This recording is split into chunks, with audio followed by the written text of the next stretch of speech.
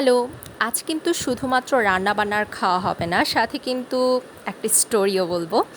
তো আমি তো সবাইকে দেখিয়েছিলাম এর আগের অনেক ভিডিওতে মায়ের মিনি বাগানটা। তো মা চাচ্ছিল সেখানে কিছু সবজি বীজ লাগাবে, তো সেই অনুযায়ী মা বরবটি আর ঢ্যাঁড়স বীজ কিনে এনেছিল।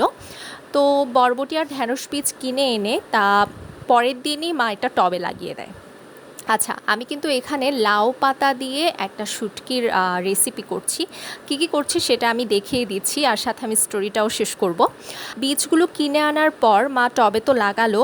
টবে লাগানোর প্রায় 1 মাস পার হয়ে যায়, বীজ থেকে কোনো চারা বের হচ্ছে না। মা বলছে কী ব্যাপার, আমাকে দোকানদার কী বীজ দিল, এখান থেকে কোনো চারাই কেন বের হচ্ছে না, আমি কালকেই গিয়ে দোকানদারকে ধরবো।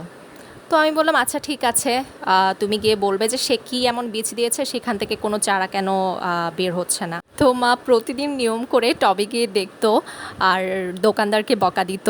তো দোকানদারকে আর বলা হয়নি, মা বের হয়নি তাই। তো একদিন ফ্রাইডেতে আমি ঘুম থেকে উঠে আমি আমার বারান্দার দরজা খুলি। বলে রাখা ভালো যে বীজগুলো মা আমার বারান্দার টবেই লাগিয়েছিল। তো সেখানে গিয়ে আমি দেখছি একটি সাদা পায়রা এসে টুপটুপ করে খাচ্ছে। আমি আসলে দেখেই অবাক। তো আমি তখন আসলে এটা ক্লিপস নেওয়া বা ফটো তোলার মতো সেই আইডিয়াটা আমার মাথায় আসেনি। আমি দ্রুত মার রুমে গিয়ে মাকে বলি, মা তুমি তাড়াতাড়ি আসো আর দেখো কী হচ্ছে। মা দেখলো যে সব বীজ এই পায়রাটাই খেয়ে নিচ্ছে। ভিডিও শেষের দিকে আমি পায়রাটাকে দেখিয়ে দেব।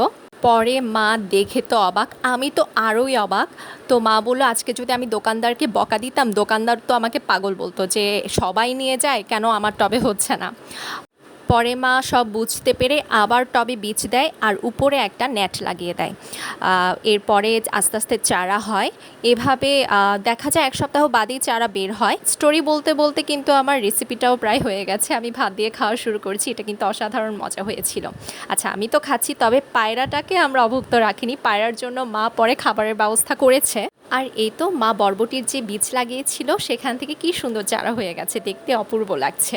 মা এখানে বারান্দার গ্রিলের বাইরে একটা ছোট বক্স বেঁধে দিয়েছে, আর পায়রাটা প্রতিদিন এসে খায় আর খাবার না পেলে এভাবে দাঁড়িয়ে থাকে।